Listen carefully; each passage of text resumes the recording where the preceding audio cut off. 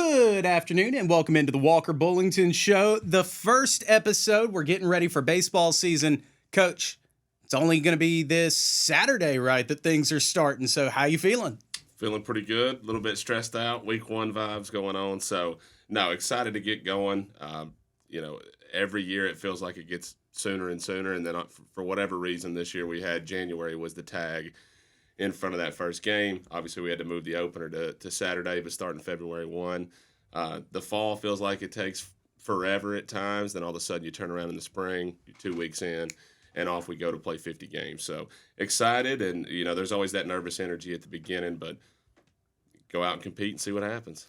Yeah, I mean, it's here now. There's no getting around it. Of course, y'all have had a good long fall to kind of rest up and get ready. Coming off a 31-21 season, 25-7 SIAC play. What are your takeaways from last year, and what's kind of the vibe around the team right now? The vibes are good. Guys are excited. I think we believe in our talent level. We believe in our depth. That's something that gave us trouble last year. You don't want to make excuses, but we had a lot of injuries to a lot of key guys. And I think that caused some guys to grow up, some guys to have to mature, get thrown in some situations that they probably weren't planning on being in, especially in tournament play, situations like that. But the biggest thing that we learned from last year, we don't like to lose. And losing may, in fact, have been the best thing for us when it comes to this season. Coming out of the SIAC, there's a lot of times where you're relying on winning a conference tournament, puts a lot of pressure, a lot of self-imposed pressure on yourself. And from that standpoint, we decided that it wasn't a good feeling. We didn't get to go to a regional. Year one here, we win the SIAC tournament, we go to a regional, we win a regional game, beating Valdosta State, and then not getting out of the conference tournament last year was something that stuck with us for a while, and I think really helped guide the focus and energy level for us this fall. How do you take that then, okay, this is what happened last season. We've still got that bad taste in our mouth, and then translate it to this year? Have you had to remind guys of that feeling, or has it kind of really just been self-imposed? Whitewash it and move on. They know. They know. So, I'll be honest, at the start of the year, we were winning games against good programs, beating Florida Tech, beating Delta State, AUM, some of these wins. At the end of the year, we're struggling with bottom half teams in the SIAC. Part of that's focus, part of that's injury, whatever it is, right? But it just didn't go the way we wanted it to towards the end. Right. Year one, I thought we overachieved. And now as a program, we have a lot of older guys, year 3 and 4 guys, and some guys that came with me from the junior college ranks that have been in my program for 4 years, been together for 4 years. So we have older, mature guys that understand what the goal is, understand what their role is, and are really good at doing their job and holding other people accountable and doing their jobs. That culture and environment is as good as I've been around this fall as a head coach anywhere that I've been. Our guys work hard, they're coachable, they listen. It sounds like coach speak, but it's the most proud I've ever been for a group, and now you just kind of want to sit back and let them play, because underneath everything, they understand what's expected of them, what it felt like last year when we were sent home. And so hopefully we just continue to grow and get better. And to be honest, rely on these guys and their leadership and allow them to go out and be the best version of themselves. Now, Coach, you said a lot of great things about the team, but what do you feel is kind of the expectation, the standard for these guys? To win games. We've always been looked at as a little brother. It's Spring Hill coming out of the SIAC. Well, the conference isn't good, this, that, and the other. Conference is better. Our non-con is good to great. Our region is the best region in the country. We go toe-to-toe with those teams. We beat those teams. I think we're as talented as those teams, but we have to go out and prove why we should be mentioned in the same breath. We're no longer an 8 seed, every time the regional happens. Well, if you want to do that, you got to go out and win non-con games, and you got to do it in convincing fashion. You got to get head-to-head matchups on the road. You got to go outside of conference to the Sunshine States, the GSC, and get after people. We can sit and complain about it all we want to, or we can go toe-to-toe with those guys and come out with wins. And that's the goal for us, is to kind of change perception, change belief within ourselves, and go back to talking about our guys. I think we have some guys now that truly believe it, that we can go make some noise on a national level. Now we just got to go out and prove it every single day. All right, let's start talking about some of those specific guys. What are we going to be looking at as far as the rotation goes this season? Who are the big arms? Oh, man. So we have the honest answer to start. Now, what I mean with I don't know is a good I don't know. Right. In terms of we have some dudes on the mound, and I think our guys would tell you that. You've got guys like Isaac Crabb, Corey Bunselmeyer, Arlen Butts, Division I guys that had success at that level that transferred in, that are going to be with us this year. You have the returners and Michael Roccabaldo, Kai St. Germain, two guys that have been on the mound for the biggest innings in the history of our program. The first regional win in school history. Those guys are out on the bump. You got returners like Miles Justin, Landon Harris, Caleb Bush, who's an older guy, big physical imposer that is a leader for our group. And I can go on down the list. Our job is to figure out how to use them correctly. But in terms of talent level, skill set, stuff, command, been outstanding. And we got to figure out how we're going to do it to get the most out of each guy, put them in a situation to be successful, as well as get them to understand what their role is, feel comfortable with it. And if we just go out and do our job, we're going to be fine. But this is the most excited I've ever been about the pitching staff. Now, a lot of things look good on paper. Right. We got to go prove it. But the other thing I'm excited about is our pitching coach. Fernando Gonzalez came in here, holds guys accountable, knows what he's doing, puts them in situations to be successful. Guys are developing.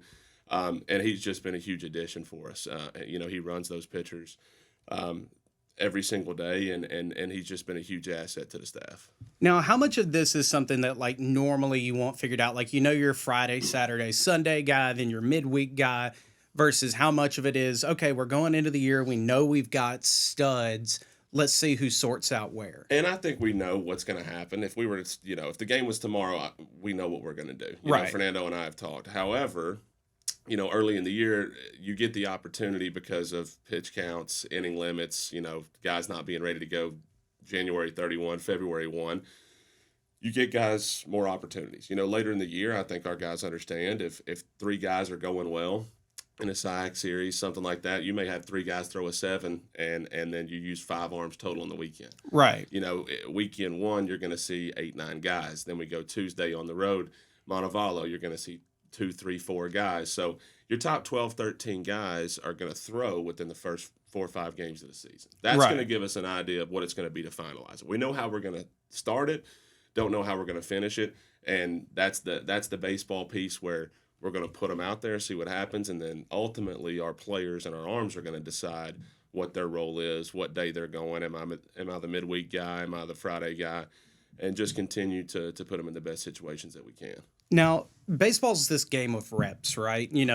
Guys tend to start slower and then pick up as the season goes along. With a pitcher, in MLB, you're going to get 20 starts across 160 games. You're not going to get that luxury at the college level. What's kind of your philosophy on giving a guy time to figure it out if he's a slow starter? We've had a couple slow starters in the program. The biggest thing is instilling confidence in these guys. One thing that we do talk about as a program is not being performance-oriented, but being task-oriented. What is my job? And I'm going to continue to get better at doing my job. My job in this situation may be to take pitches, right? Create a long at-bat. My job in this situation may be to move a guy over or get a ground ball or spike a breaking ball on the bottom of the plate. It's not always strikeouts. Yeah, exactly. And so whatever it may be, I'm trying to do my job and instilling confidence in these guys that they can do their job. Some confidence is instilled by us. A lot of it is instilled by them and their work ethic. Being able to step into a situation knowing you deserve to be successful, that you've put in the work, that you've made adjustments.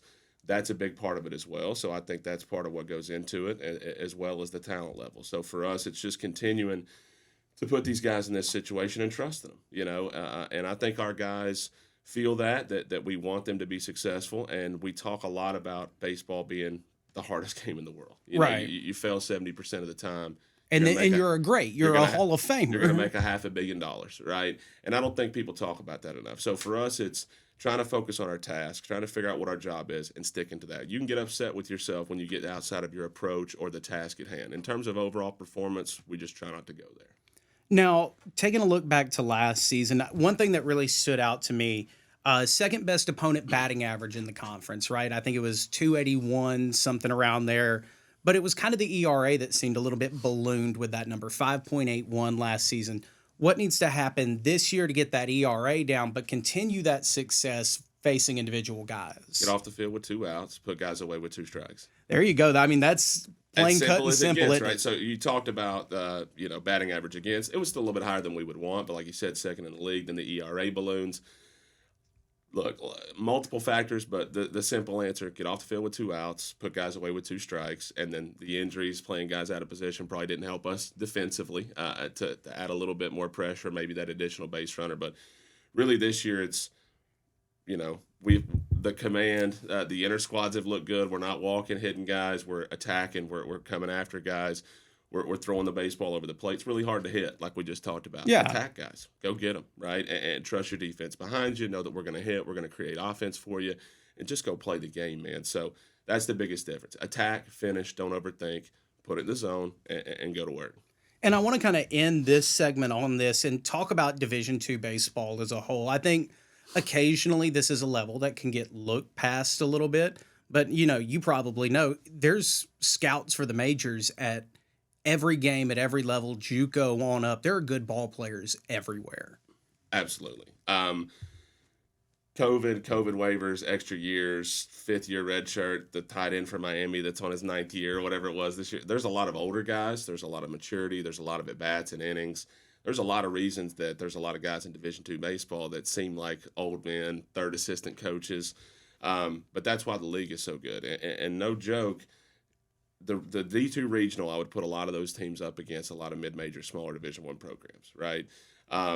The movement, the transfer portal, it's just created. College baseball is not what it was when I started, right? And I know I sound like an old man when I say that, but no, I get it. College baseball is not what it was when I started. It's a completely different landscape. There's a lot of significant talent at this level, and I think it's going to take us some time to get going. But if people go out and watch really good non-con baseball, really good tournament baseball, really good region tournament baseball, I think they'd be surprised at the level, not just velocity on the mound, but just attention to detail, the way teams play, the way teams are coached.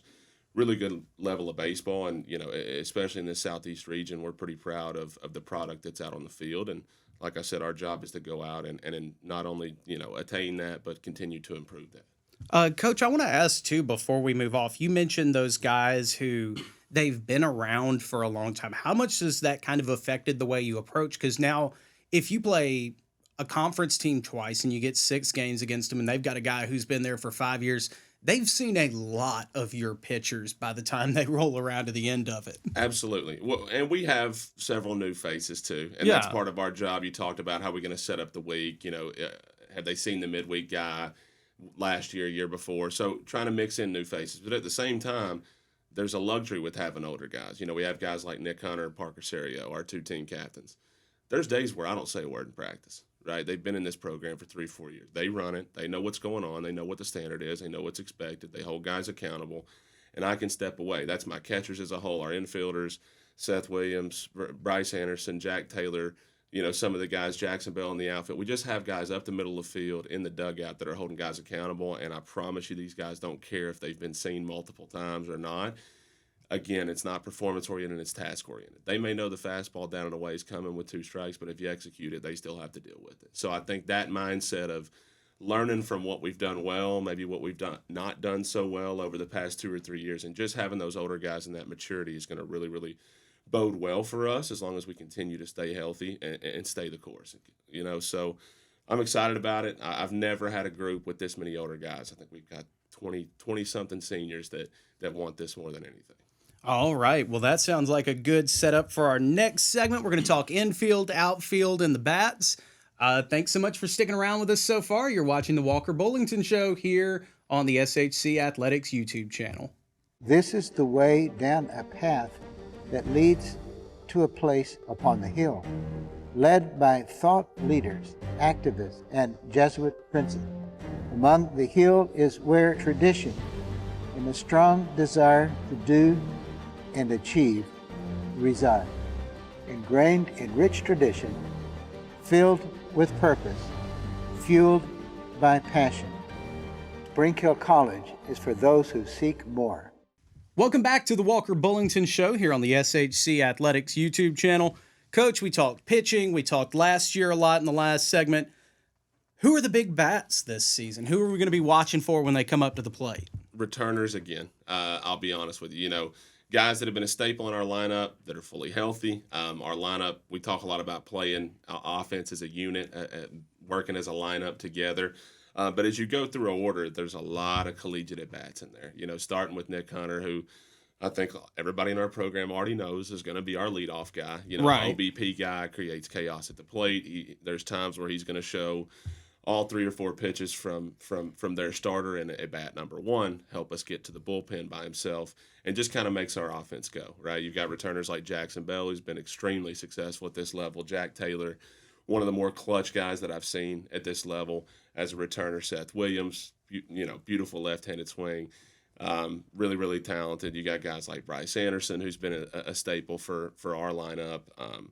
You've got Parker Serio and Eli Benoit behind the dish. Eli burst onto the scene last year with 20-something extra base hits and in 33 appearances. Parker Serio, who's a mature hitter, big physical bat at the back end of the lineup. And then, guys like A.J. Swader, who unfortunately missed last year due to injury, who another left-handed bat, power guy, understands what he's doing at the plate. So, again, trying to name as many guys as possible, but at the same time, our thing is trying to play offense as a unit. We know who we are. We know what our brand is. We know what our job is at the plate, and we're trying to move job to job. I'm leading off the inning. This is my job. Trying to get it to the next guy, pass it to the next guy, pass it to the next guy. Have a feel for the game, what's going on, pitcher stuff, whatever it may be, but playing offense as a unit. And then in addition to all those guys that have kind of built that mantra and trying to do it on a day-to-day basis, we have several newcomers, and that's the part where I really don't know who's going to play yet. We have a lot of talented guys that are going to take away at bats from some of those returners that are going to start, that are going to play, and I think we have depth. We have the ability to pinch hit, bring guys off the bench, get some juice, stuff that we weren't able to do last year that I think if guys understand that we're all in this together, one common goal, I think we have the ability to put guys in roles and situations to be successful. Now, what's kind of the offensive philosophy? Is this going to be a chicks dig the long ball team, or is this going to be small ball you to death? It is run. Right? You know what? That is my favorite brand of baseball. So another thing that hurt us last year, our first year, we led the country in stolen bases. Yeah. We're going to run. I think word is out. I'm not giving away the scouting report right now. I think word is out that Makes sense, the Badgers like to run, right? Last year, we weren't able to do it as much, just in terms of personnel, skill level of guys that we had, speed, ability to do it, and then the injuries. This year, we have the ability to, I think, mix that with some chicks dig the long ball, with some small ball, being able to handle the bat, some offensive plays. And our goal is to be that team where, we make the parallel to the NFL, offense, defense, special teams. Right. We want to beat you with the bats, all right? If pitcher's shoving, we're having trouble. Now let's move it to handling the bat, bunts, short game, small ball. Okay, that's not working. Now we're going to try to beat you on the base pass, right? I can do everything until something works. Whatever you do, you're wrong. That's our mindset, right? So it's not, this woe is me, this is going bad, they haven't, no. All right, this isn't working, move to the next thing. This isn't working, move to the next thing. We talk about it with our guys in terms of 5-man motion offense, the Princeton offense. You follow me off the screen, I'm going to curl, right? You hedge the screen, I'm going backdoor, right? You want to jump up, bump the screen, I'm going flare for a 3. Same concept, but in baseball. Whatever you do, you're wrong. We're going to find a way, whether it be small ball, whether it be hitting the fastball, whether it be taking pitches, whether it be doing whatever we can, fight, scratch, and claw to get to first base. Then we're going to try to take the extra 90. Whatever it is, we have the skill level, the personnel to be able to kind of adapt. Easier said than done, but I think we have guys that will commit to that. Not wanting the individual accolades, but wanting a team win at the end. And I think you have to be open to doing any and everything to get that done. And I think we have the guys that will do that for us. I think that's really interesting because not only is that a hard way to play sometimes, right? Like something has to click in every different facet of the game. But also one thing we miss a lot more in baseball, it's not just go up there, swing the bat. There is a high IQ element, especially to being able to run. I mean, how do you coach that? We coach it every single day. I'm sure the guys are tired of it. They're not going to tell me that, but we start every day with base running circuit. They're getting reps at first base, second base, third base. We're bunting at the plate, and it's something that is second nature. It's the only thing we repeat in our program. Our entire thing is twice as much done, half the amount of time, 100% efficiency, right? We're at that stage of the year where even more important than it was in the fall. We're not trying to have 3.5, 4-hour practices. Right. I was a part of a lot of those as a player and as an assistant coach. Guys these days, it's give me an hour and a half, give me 2 hours. Give me high focus, give me high intent, right? Give me go out and run it right, game speed 6 or 7 times, and let's move on. Let's get twice as much done, half the amount of time, 100% efficiency, right? The other thing that we've got on our shirts, different stuff, one of the more coach-speaky things I've ever done was put something on a shirt, right? Right. Not my thing. But is fast, free, comfortable. And the only way you're going to play fast, free, comfortable is to, number one, run. That's part of fast, Right. free. Go out and play the game. Build that trust, put your reps in, do that, and go out and play the game free. And then the comfortable aspect is we're going to let you be you, right? But it's because we practice it every single day. These guys know how to handle the bat. They know what our mindset is. They know what we're doing on the base paths. And if you go out and kind of take it away from me managing them and say, hey, you go do what you feel. Right? Yeah. But we can't do it that way if you're not working hard every day and putting in the work with base running circuit, up in the cages, doing whatever you can. But to be honest with you, until they give me a reason not to, I completely trust these guys. And I'm more so excited to just go out and watch these guys compete.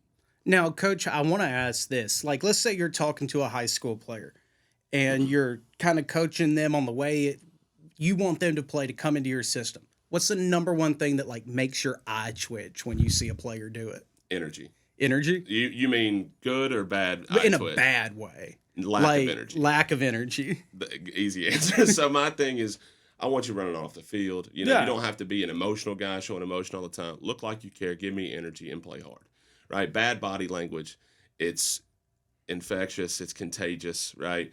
It just can't happen. We go back to this game's really hard. Oh, woe is me. Bad body language means I want somebody to look at how sad I am or how I'm feeling in this moment. Well, you're a part of a team, and the team needs you to change that right now. You don't want to see somebody jog out a ball hit on the infield. Energy shouldn't change. And I look at, you look across professional sports, you see guys like Jalen Hurts, right, about to play in a Super Bowl again, calm, even keel, gets his job taken by Tua, comes back, saves their butt in the SEC title game. Stone cold killer, silent, right? I look at guys like, I'm a Tennessee Hoops fan, right? Chaz Lanier right now, struggling from three. Every time you watch him play, facial expression never changes. Kawhi Leonard, the only time was when he did that robotic laugh in a press conference. Outside of that, silent killer. Like, everything is calm, cool, collected. You don't have to be big-time rah-rah guy, but you also can't show that bad body language. You can stay even keel as a group, individually, on the bump, at the plate. If you can kind of ride it out and understand, Fernando, our assistant, said it best the other day, it takes a long time to have a bad season. Yeah. Right? So understanding that it's at bat by bat, inning by inning, things like that. For me, bad body language, lack of energy, can't play for us. And I mean, that makes sense. And I like the point you made. It is a long season. I think sometimes, especially with basketball and baseball, you get kind of in that college football mindset, right? Oh, I didn't win today. It's the end of the world. No, it's not. You got to play 2 more this weekend. You have another one coming up on Tuesday. You have got to be able to shake it off, wash it out, and go back out the next day and continue to deliver. That's inning by inning, AB by AB, right? There's times where the first inning is going to be like, uh-oh, we're in trouble. But right. Our offense is designed to, we put 6 or 7 on you, right? All of a sudden we put 6 or 7 on you, we're back in the game. If you want to call it done after the inning, we're going to lose that game, or whitewash it, move on. Next pitch, next at bat, next inning. And then also game to game, like you said. We don't have 12 games and then we're seeing if we're going to the Blue Bonnet Bowl or we're, right. or we're making the playoff. We got 50. Then we've got a tournament, and then you go from there if you're able to win that. That's 54 chances is a lot. If you want to put a lot of weight into that, it's going to be a long season for you. It's going to be mentally draining and exhaustive process for you. So for us, it's whitewash it pitch by pitch, at bat by bat. Don't carry anything with you. Again, not performance-oriented, task-oriented. What is my job in this situation right now? I'm going to do that to the best of my ability. If we really adapt and try to make that a focus for us, we're going to be successful. All right, Coach, let's talk position by position. We've mentioned a lot of guys' names. Who can we expect to see at catcher, first, second, third, and short?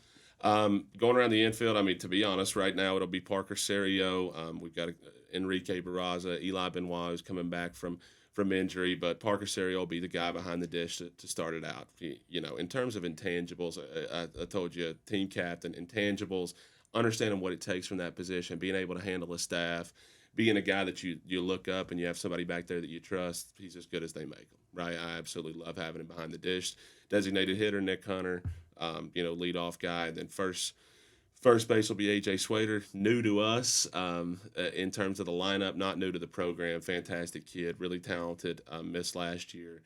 Bryce Anderson and Seth Williams up the middle, again for year 3. Year 1 led the country in double plays. They were a huge part of that. And then Jack Taylor at third base was in our program last year, one of the biggest home runs of the season to save our season. Against Kentucky State, mentioned him earlier, as a clutch kid. And that's the group that will probably be starting with. I think those guys understand that we have some depth. I think they've earned the right to get the starts and get the time. But we're going to be coming off the bench with guys. If you're 0 for 2 that day, it's not your day. We have some depth to bring in and provide some juice, a little change of pace. Same thing in the outfield, same thing behind the dish, same thing on the mound. But our guys get along with each other. They understand what the goal is, and we didn't have the ability or availability to do that last year, and it's something that I think can help our program take the next step. How do you, when a guy is not having a day, right? He's going 0 for 2, but for a lot of these guys, you're used to being the stud of your high school program. You're used to being the stud of your travel ball team. How do you then get them out of the mindset of, it's not my day, I'm not struggling? How do you keep it from spiraling? Depends on the guy. There's certain guys, I'll be honest, I'm not going to name names on this part. There's certain guys that are going to have to go 0 for 50 before I take them. Yeah. It's just simple as that. I mean, some guys you just got to swing until they swing out of it. Yeah, I know who they are. You know what they can be for us. You know where their mindset is. You're going to let them swing out of it. There's other guys that you may start every day, and if it's a 2 for 2 day, keep it going. If it's an 0 for 2 day, we're going to come get you, let you sit down, regroup, whatever, and then we'll come right back with you tomorrow, right?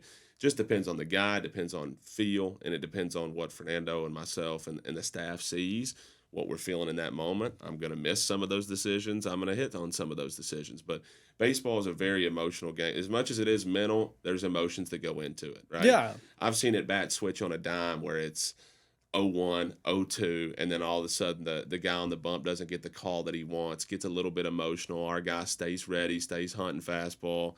He tries to rear back and find a little bit more, and then all of a sudden we hit a double in the gap. Well, that wasn't a physical mistake. That was an emotional mistake. So right. What kind of emotional headspace is he in? What's his body language look like? Where's his energy level? Do you hear teammates, trying to get it going for it? Some of those things that come into play. But, we want to let guys swing through it. We want to give guys extended opportunities, but we also have to figure out who's going to be the pinch hitter, who's the juice guy, who's coming into pinch run, who's going to be my bunt guy, who's our defensive replacement. We have all those ideas, but hopefully some of our players listen to this piece. You have to want to do that role, or the role's going to get taken away from you. Right. Not everybody can start. Not everybody's an everyday guy, but everybody can do something to help us win. And, I've been thinking about this a lot lately. It's game week. Like, when I look back at those Heat teams, everybody wants to talk about the big three and this and that. People forget Mike Miller sitting over there. People forget Norris. The guys that did those things, that this is your job and this is your only job. And they said, yes, sir, and they go get it done. Now, they were getting paid a little bit more, right? Yeah, right. But understanding your role, what can I do to help the team, right? And I think we have the guys that are going to do that, right? But we'll see what happens once the season starts. So I think it's interesting you really bring up the mental side of the game there, because when you think about it, too, there is no sport like baseball in the level of you are singularly exposed, right? If you're a hitter and something goes wrong, that's so clearly on you. If you're on the base paths and you make a mistake base running, it is so clearly on you. Drop a ball, bad pitch. There is nowhere where you're more exposed and have less cover from the team. I mean, you're playing offensive line, you miss a block, quarterback gets pressure in his face, he throws up an interception. That doesn't go on your stat sheet, right? A coach may see it, but most people won't. In baseball, if you strike out, watching strike number 3, everybody knows that was you. The mound is lonely. The plate is lonely. It's lonely in your head sometimes. It's like the feel is like Gladiator. I relate it to penalty kicks. Yeah. Right? In a soccer game. My wife's a soccer coach. I get so much anxiety watching PKs. Right. It is one-on-one. One-on-one. That's the closest thing to that, I think, is baseball. Right. It's you and him, and that's it. So it is a team sport made up of individuals doing jobs. And that's why we continue to talk about task-oriented over performance-oriented. What is my job? You're going to strike out. You're going to look like a fool. You're going to get beat with a slider, right? You're going to get taken Yahtzee over the scoreboard. It's going to happen, right? It How do you happens deal to with it? everybody. How do you deal with it? How do you respond from it? And that's one of those things that we just have to continue to get better with. So. You mentioned at the catcher spot, you've got a veteran there, somebody you're really comfortable with. How much control do you give to, say, the catcher in this collegiate setting? Is he calling pitches? How do if you see a guy struggling on the mound, is he the guy who's going to get up and go and talk? Is it a pitching coach coming in? What's that process look like for y'all? The game has changed so much. We now have Apple Watches that tell you the pitch. It's not Apple Watches, but it looks like that. We have the watches. I can talk to him in the earpiece. That pitch comm is really so weird and we wicked do the pitch stuff. comm. I'm talking to him. Fernando's calling pitches. I'm working with the catchers. We're working together on kind of the whole front end of that. Yeah. But there are times where not only Parker, but we have multiple veteran guys. Parker is a third-year guy in the program. Eli as well. Eli Benoit, and then Enrique Barraza, who's coming back for a second year, really talented behind the dish. We have a host of 3 older guys that we really trust back there in terms of the intangibles, or, we put in something, say it's slider down and away, and the catcher looks in the dugout and gives us one of these. Yeah. we trust those guys, like, hey, it's not there, or there's times they'll shake us off, or they'll be flashing something that they want to us. We give them free reign to kind of help. They're an extension of the coaching staff. There's no doubt about it. Right. Now, there's times we're going to give them some ideas, but there are also body language, eyes giving us some ideas. And there's times, with guys like Parker that he feels what's going on, that the guy needs a breather, needs to be talked to. He's going to go out and talk to him by himself. So he's got free reign to be an assistant coach for us while playing the game. And him, Eli, they're just leaders every day in practice. Reek as well. All 3 of those guys, when we go out, we're doing first and thirds, bunt coverages, cuts and relays, team D. Fernando's hitting a fungo. I'm standing back watching it happen, and those 3 guys are running the show, right? And there's one position on the field where 8 guys are looking in at you, and it's behind the dish, right? So their motor, their energy, their communication levels, their confidence levels, they are a big part of why the culture and environment is what it is. Now, Coach, we talked a lot about the infield. Let's talk outfield. Who can we expect to see right, center, and left?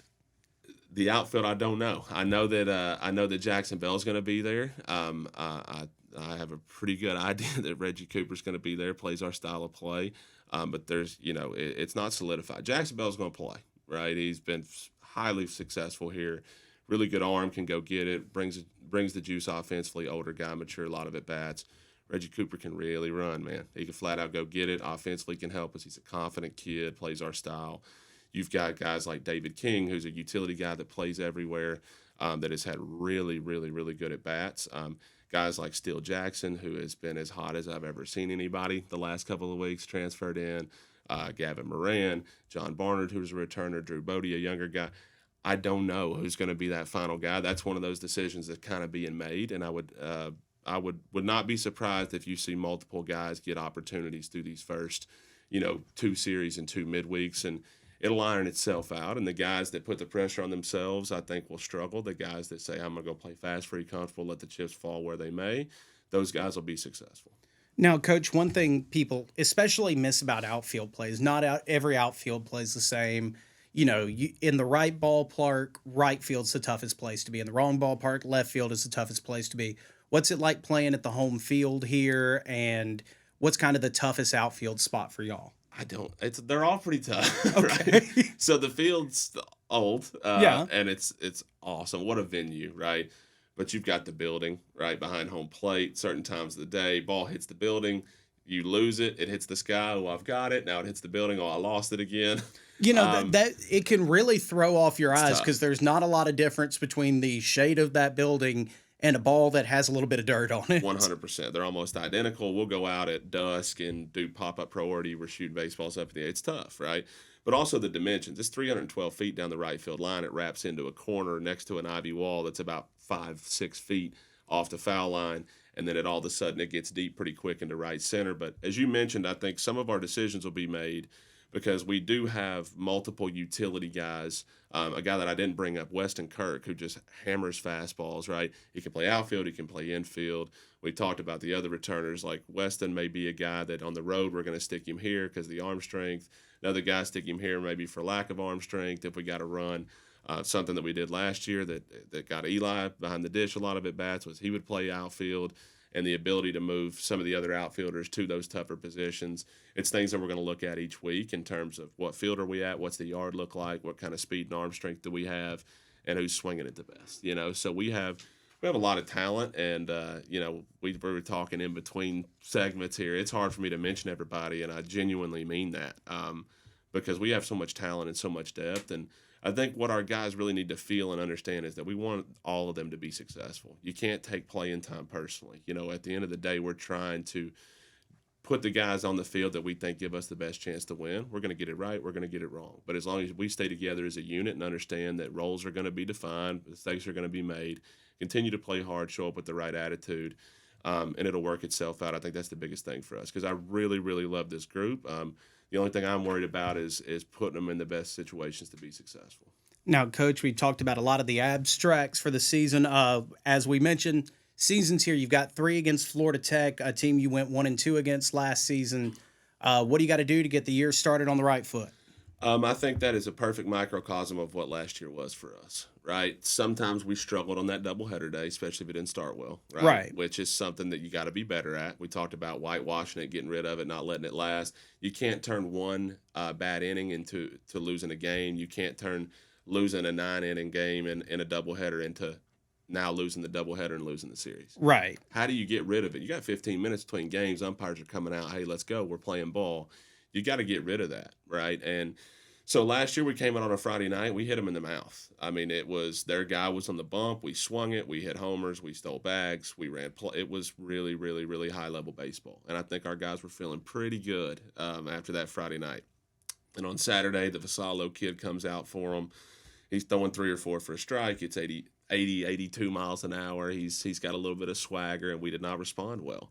And then that turned into losing that series from a doubleheader in one day. So for us, it's about not getting too high, not getting too low, not being performance-oriented, being task-oriented, and continuing to understand the series isn't over after game 1. All right, and the doubleheader's not over after game 1. So just continuing to grind it out at bat by bat, inning by inning, stay focused, stay the course, because last year I thought it was a series that, it was 2 really close games on the Saturday. I thought it was a series we should have swept, and we end up losing the series. That's the fine lines when it comes to baseball. So not thinking you're really, really good, not thinking this is the end of the world, being able to make adjustments and make them on the fly and be willing to make those adjustments. I think that's the key this weekend. They're going to be fired up. We're going to be fired up. Mistakes are going to be made. There's going to be a lot of high velo on the bump for both sides. It's going to come down to being calm and doing our jobs. And, Coach, kind of the final question I want to ask here. Of course, you want to win every game, right? But you're probably not, as far as momentum goes, when you're going to be playing 1 on Friday and then 2 on Saturday a lot of the time. What are the important games in a 3-game series? Are you a 1 in the last one guy? Are you let's get 1 and 2, go ahead and secure up this series kind of person? All of them. Like I said, just how quick it switches. If you go watch that Friday night game last year against Florida Tech, you're like, man, Spring Hill's a better team. Yeah. Right. It looked that clear. Then you watch it Saturday, it's like Spring Hill's not the better team. Then in game 3, it was like these back and forth. So we dominated a game. They dominated the game, maybe not numbers-wise, but on the mound. And then game 3 was kind of back and forth. Nobody wants to win it. Right. Right. And so those 3 games, I think, show that each game's going to change. Each game comes with its own set of circumstances. And it's one of those things where, for us, all of them are important. But I will say it's not how you start, it's how you finish. You want to be hot come tournament time, and you want to have guys healthy, eligible, ready to rock, and we've made our adjustments. And so for us, it's about playing good, high-quality baseball against high-quality opponents all year long, and just continuing to learn and grow as a team, develop roles, figure out who's good in what spots, and just continue to get better each week so that we can go try to make a run at this thing. All right, Coach, what's the schedule for the weekend? We are Saturday, 1 o'clock doubleheader at 9 and a 7. Sunday, 1 o'clock single 9. So Friday got moved because of weather. They're coming 9 hours up. So we tried to do that to be sure we got all 3 in. But starting it off with a doubleheader at 1 o'clock Saturday here at the house. So looking forward to it. I know our guys are fired up. They're tired of playing inter squads and listening to my game notes and doing that. They want to go play somebody else. And it's exciting, man. We're looking forward to getting it going. All right, Coach. Thanks so much for your time. Again, that is 1 p.m. at historic Simms Gale Field. And of course, all games will be broadcast on the SIAC network as well for those home contests. You have been watching the Walker Bullington Show. We'll be back next week here on the SHC Athletics YouTube channel.